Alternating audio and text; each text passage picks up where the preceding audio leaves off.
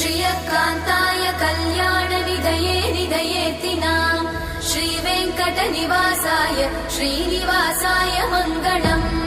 लक्ष्मी सविभ्रमालोकसुभ्रूविभ्रमचक्षुषे चक्षुषे सर्वलोकानां वेङ्कटेशाय मङ्गलम्।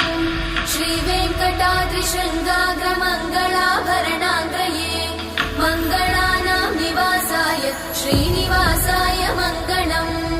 सर्वावयव सौन्दर्य सम्पदा सर्वचेतसां सदा सम्मोहनायास्तु वेङ्कटेशाय मङ्गलम्।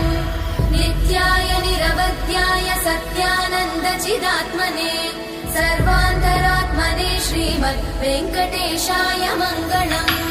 स्वतः सर्वविदे सर्वशक्तये सर्वशेषिने सुलभाय सुशीलाय वेङ्कटेशाय मङ्गलम्।